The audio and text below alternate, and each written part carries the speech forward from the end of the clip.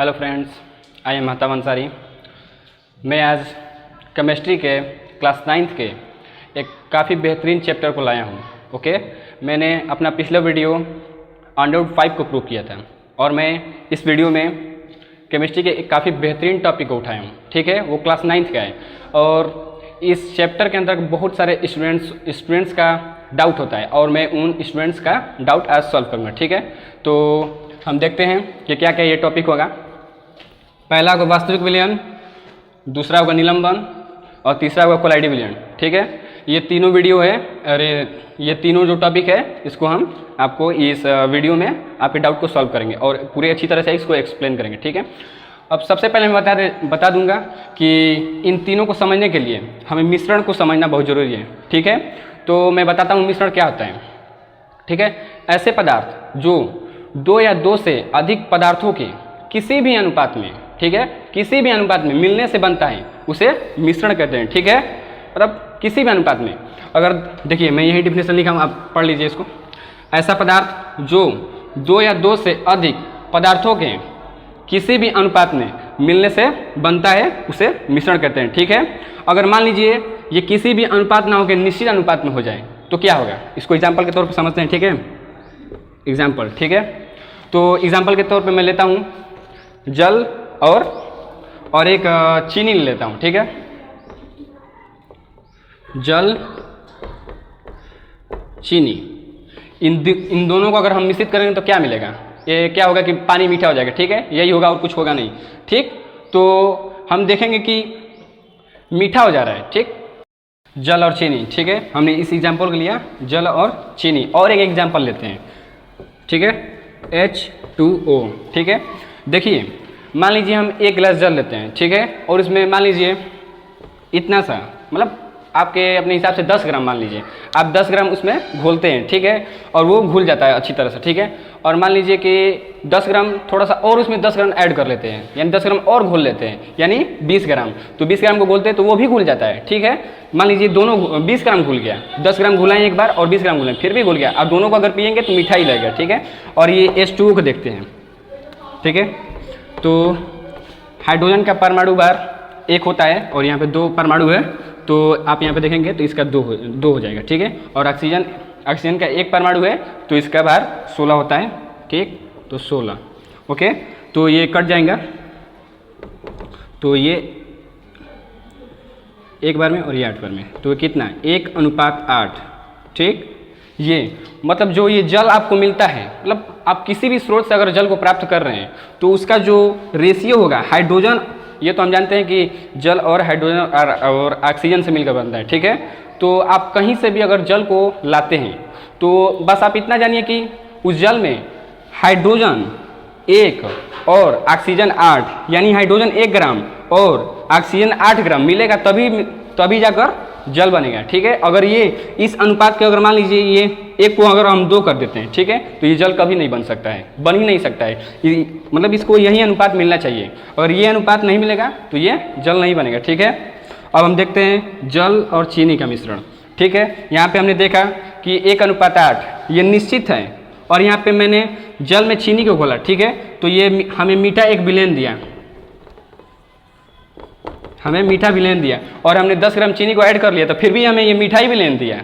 मतलब ये हम यहाँ से ये समझते हैं कि अगर किसी भी अनुपात में अगर 2 पदार्थों को मिलाते हैं तो वो हमें मिश्रण को देता है। ठीक है, मिश्रण को देता है। अगर वही अनुपात को अगर हम निश्चित कर देंगे तो इसको हम कहते हैं यौगिक। ठीक है, यौगिक। अगर अनुपात निश्चित हो जाएगा तो इसे यौगिक कहेंगे, अगर अनुपात निश्चित नहीं रहेगा तो उसे हम मिश्रण कहेंगे। ठीक है, तो अब हमने इन एग्जाम्पलों को देख लिया और ये भी समझ गए कि यौगिक क्या होता है, मिश्रण क्या होता है, यौगिक नहीं, यौगिक क्या होता है और मिश्रण क्या होता है, दोनों समझ गए। ठीक है, अब हम लोग पढ़ेंगे मिश्रण के प्रकार। मिश्रण के 2 प्रकार होते हैं, उसको भी हम बताते हैं। ठीक है, मिश्रण के 2 प्रकार होते हैं, एक होता है समांगी मिश्रण और दूसरा होता है विसमांगी मिश्रण। ठीक है, पहला समांगी मिश्रण, ठीक है, और दूसरा होता है विसमांगी मिश्रण। ठीक है, अब हम देखते हैं कि समांगी मिश्रण किसे कहते हैं और विसमांगी मिश्रण किसे कहते हैं। ठीक है, समांगी मिश्रण किसे कहते हैं, सबसे पहले ये जानते हैं।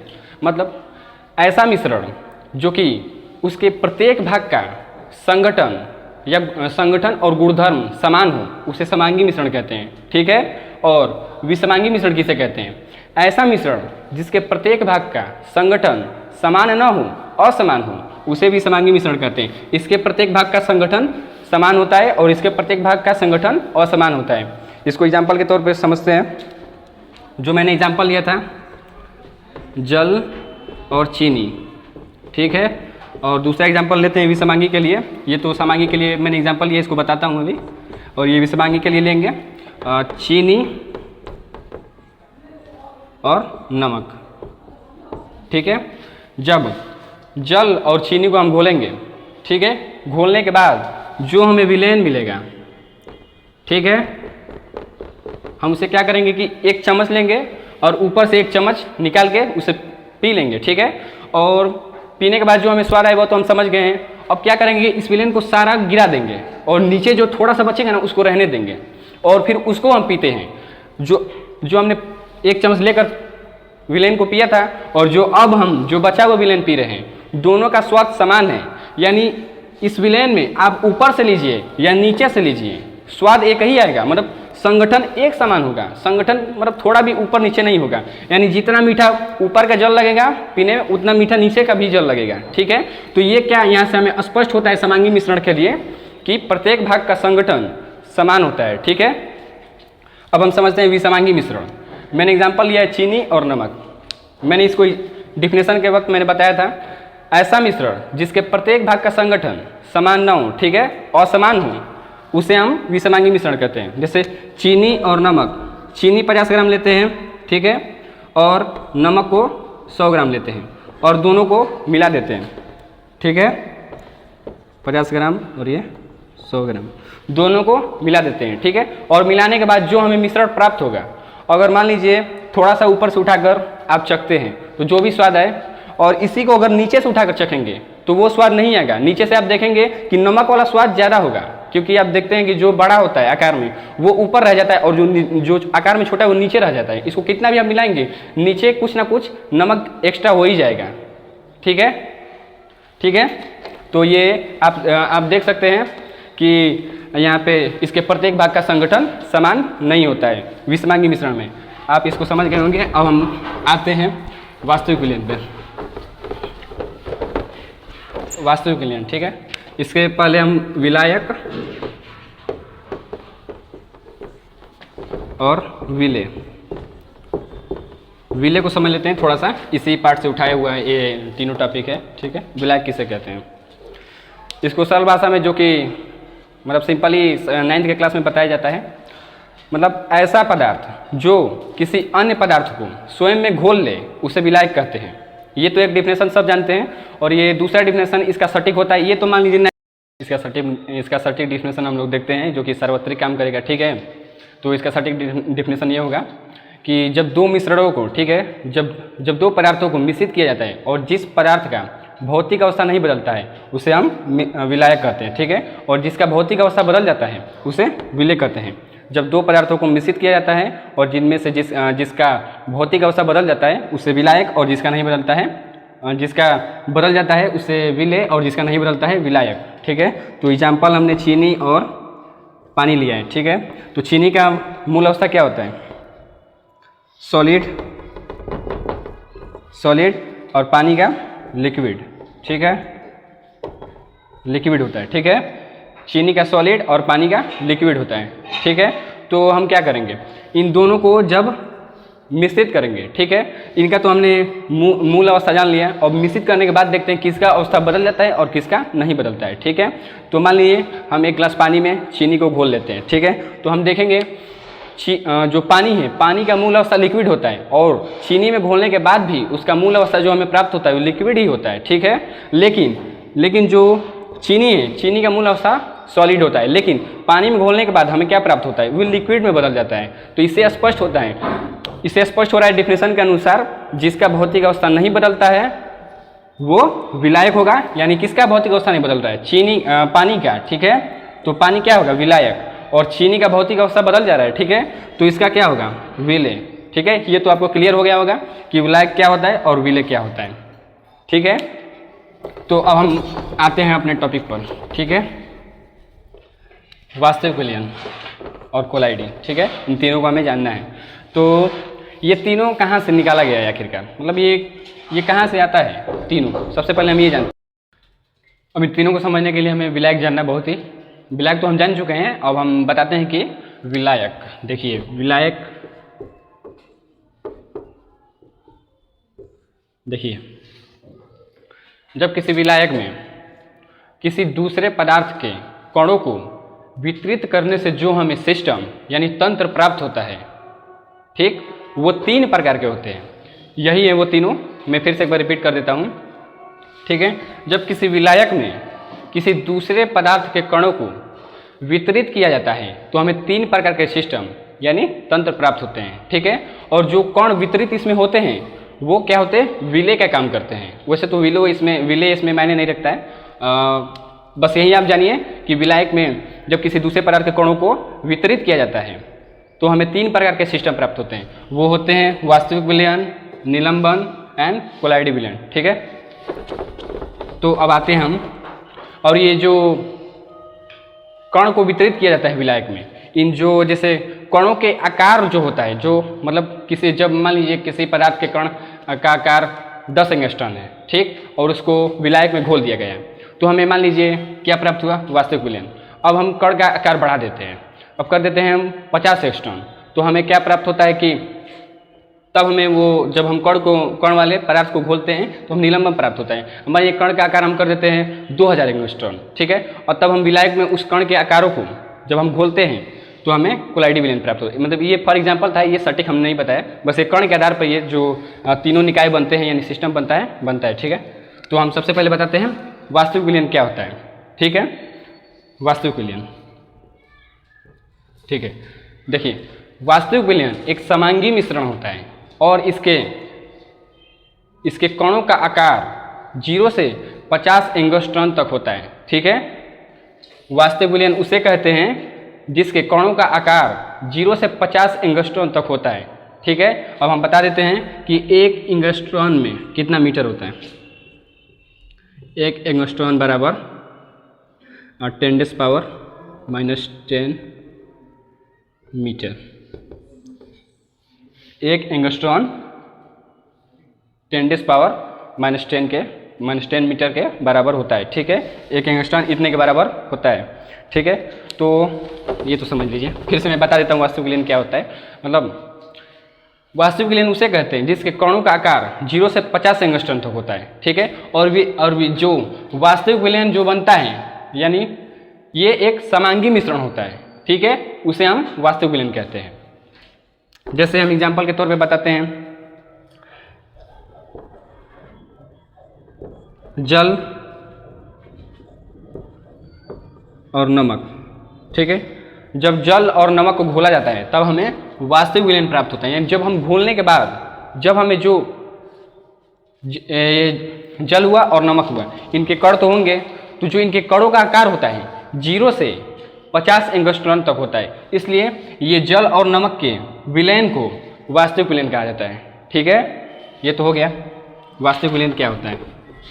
और ये जो वास्तविक विलयन के कण होते हैं उसे मतलब साधारण सूक्ष्मदर्शी के द्वारा देखा ही नहीं जा सकता है। मतलब उससे बहुत ही हार्ड, बहुत ही शक्तिशाली सूक्ष्मदर्शी चाहिए, अत्यंत। जैसे जो इलेक्ट्रॉन प्रोटॉन जो होता है, इसको जिस सूक्ष्मदर्शी से देखा जाता है, उसी सूक्ष्मदर्शी के द्वारा ये वास्तविक विलयन के कणों को देखा जा सकता है। ठीक है, अन्यथा मतलब कितना भी बढ़िया से बढ़िया सूक्ष्मदर्शी उसे नहीं देखा जा सकता। एकदम शक्तिशाली, एकदम पावरफुल होना चाहिए, जो कि एकदम छोटी से छोटी वस्तु जो होती है उसको देखने के लिए ही होता है।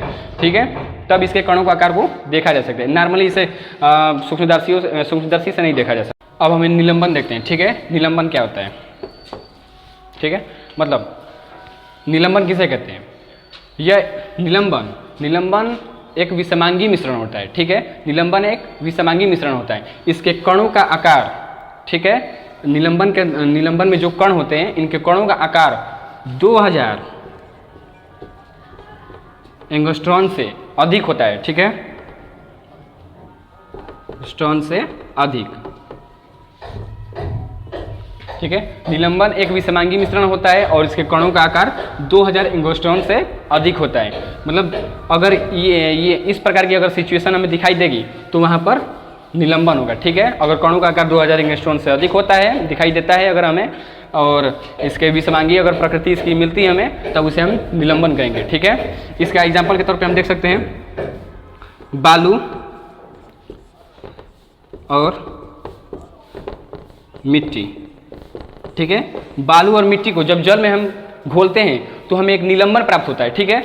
जब हम बालू और मिट्टी को जल में घोलते हैं तो निलंबन प्राप्त होता है, और जो इसके कण बालू और मिट्टी के जो इसमें जल में घोलने के बाद जो बालू और मिट्टी के कण होते हैं, उनके कणों का आकार 2000 एंगस्ट्रॉन से अधिक होता है। और ये जो कण होते हैं इनको नग्न आंखों से हम देख सकते हैं, यानी सामान्य आंखों से, जैसे हम बालू देखते हैं, मिट्टी देखते हैं, इनके कणों का अपनी आंखों से हम देख सकते हैं, ठीक है। ये नॉर्मली इनको हम देख सकते हैं, किसी माइक्रोस्कोप की जरूरत नहीं होती है इनको देखने के लिए, ठीक है। तो इसे हम वास्तविक विलयन हो गया और निलंबन हो गया, ठीक है। अब बचता है कोलाइडी विलयन। कोलाइडी विलयन थोड़ा लंबा जाएगा क्योंकि ये काफ़ी, मतलब इन तीनों में से सबसे इंपॉर्टेंट कोलाइडी विलयन ही समझना होता है, ठीक है। और इन दोनों को समझना थोड़ा इजी होता है, इसलिए हम कोलाइडी विलयन को समझेंगे अगले वीडियो में, ठीक है। मैं बता देता हूँ कि इसके अंतर्गत क्या क्या टॉपिक को हम लेंगे, ठीक है, बता देता हूँ। पहला इसमें आएगा पायस। आप लोग बहुत जगह पे सुनते होंगे पायस। पायस का डिफिनेशन कभी एग्जाम में पूछ देता होगा, मैंने बहुत सारे कंपटीशन के एग्जाम में भी देखा है कि ये पायस पूछ देता है और 2-4 पदार्थ दे देता है, पूछता है कि ये क्या है, पायस है कि इसमें से कौन सा पायस है, ठीक है। इस प्रकार का क्वेश्चन पूछता है।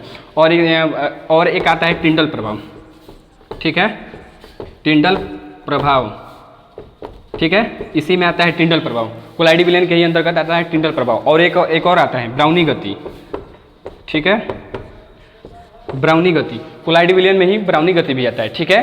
तो हम मान लीजिए ये तो वास्तविक विलयन और निलंबन, इसको तो पढ़ लिए हैं, और इसको अभी हम इसके लिए छोड़ देते हैं नेक्स्ट वीडियो के लिए, क्योंकि ये थोड़ा लंबा जाएगा और ये काफ़ी इसको डिटेल से हम लोग पढ़ेंगे, क्योंकि यही इंपॉर्टेंट होता है। तीनों में सबसे ज़्यादा इंपॉर्टेंट यही होता है। इसको समझने के लिए थोड़ा टाइम चाहिए, इसलिए मैं इसको अगले वीडियो में इसको बनाऊंगा, अपना अगला वीडियो में इसको आपको शेयर करूंगा।